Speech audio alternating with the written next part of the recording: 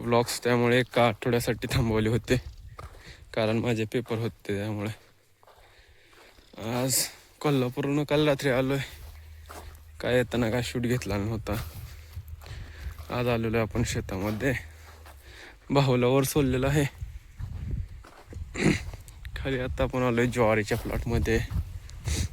ज्वारी आपण जाताना आपण पेरून गेलतो. ह्या प्लॉटमध्ये काय तेव्हा काही नव्हतं, पण आता खूपच छान उगवलेली आहे ज्वारी.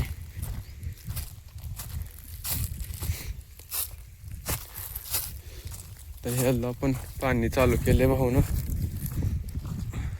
बघू शकताय तुम्ही. तुरी अजून काय हार्वेस्ट झालेल्या नाहीत. हार्वेस्ट येईल एक आठवड्यामध्ये, तेव्हा होतील हार्वेस्ट.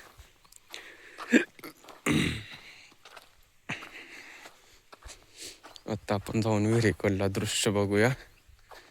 काय नेमकं आपण गेल्यापासून काय नाही केलंय नेमकं शेतामध्ये.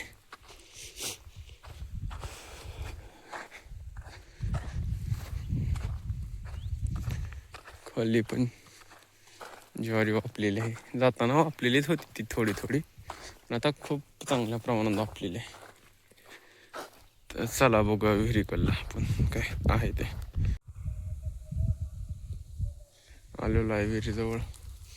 विहिरीची आता पाण्याची लेवल खाली उतरली आहे, कारण मोटर चालवलं असते रात्रभर. फुल चालू आहे मोटर वगैरे जोडलेली आहे. आपण गेल्यानंतर पॅनल बॉक्स वगैरे आहे जोडलेला. तर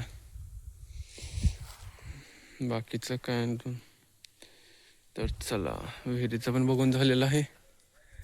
आता आपण सीताफळाच्या प्लॉटमध्ये काय जाणार नाही, कारण तिकडं काय आता नाही काय हार्वेस्ट पण केलेलं नाही, कारण की रेट कमी आहे. कोणाला सीताफळे पाहिजे असेल तर घेऊन जावा, मोफत आमच्याकडून देण्यात येतील. पण अट अशी आहे की येऊन स्वतः तोडून घेऊन जाणे. तळ्याची लेवल बघूया आपण एकदा पाण्याची.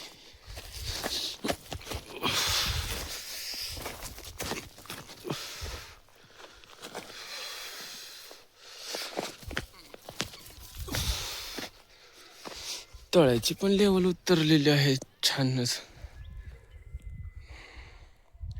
इरिगेशनला आता चालू असल्यामुळं. तर चला आता जाऊया आपण घराकडे, कारण आपल्याला दुसरं काम भाऊला सोडलेलं आहे. कारखाना काय त्याच काम चालू आहे. तर चला आता आपण आलेलो आहे वरी. वरच्या प्लॉटमध्ये पण ज्वारीला पाणी द्यायला झालेलं आहे आज. आपण चालू आहे. ही आमची प्लॅटिना. हे तुम्ही बघितली नसेल कधी ब्लॉगमध्ये, कारण की महापूर आल्यामुळे पाण्यामध्ये भिजून खराब झाली ती. त्यामुळे ही टाकलेली होती गॅरेजला. ते आलेले आहे आता. आपण सध्या आता बाकी शाईन गेलेली आहे गॅरेजवर. बघूया आता बाकीचं. आत्ता रानात आलेलो आहे भाऊला घ्यायला. सकाळपासून जरा काम होती, ट्रॅक्टर वगैरे सर्व्हिसिंगला लावून आलो. भाऊनच झालंय, भाऊचं पण चालू होतं भिजवण्यासाठी. आजचा काय खूप छोटा होणार आहे ब्लॉग. त्यामुळे आमचा ऊस आहे, बघितलं आहे. सनराईज तर चांगलाच आहे.